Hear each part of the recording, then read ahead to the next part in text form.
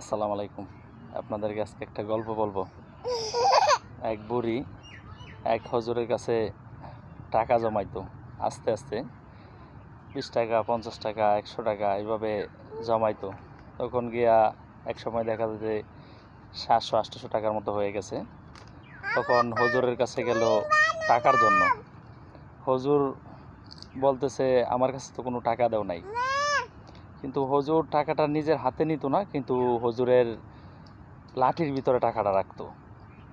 তখন ওই বৃদ্ধা মহিলা বলতেছে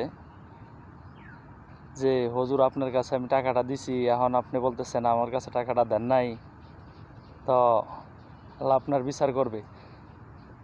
তখন হুজুর বলতেছে যে, আপনি তো মিথ্যা কথা বলতেছেন।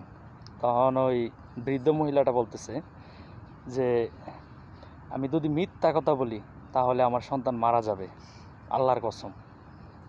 তখন ওই বৃদ্ধা মহিলা কান্নাকাটি করতেছে আর বাড়িতে যাইতেছে। যাওয়ার পরে গিয়ে দেখে ওনার একটা ছেলে একটা মেয়ে ছিল। তখন ওনার ছেলেটা মারা যায়।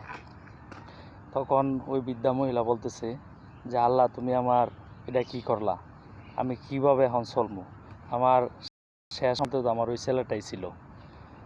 তখন অনেকদিন আগের কথা, এটা ওনার মুখে শোনা আমার। তখন বলতেছে, একজন মুরব্বী লোক আসলো, উনি আল্লাহর পক্ষ থেকে আসছে।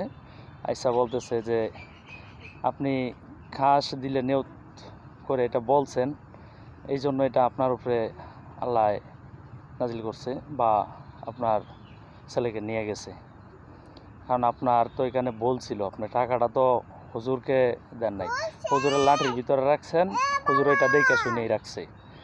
তখন বলতেছে যে, আপনি এটা ভুল করছেন, হুজুর আপনাকে সাহায্য করে নাই বা বলে নাই, এটার বিচার আল্লাহ নিজে করবে, কিন্তু আপনি যেটা বলছেন আল্লাহ ঠিক সেটাই করছে।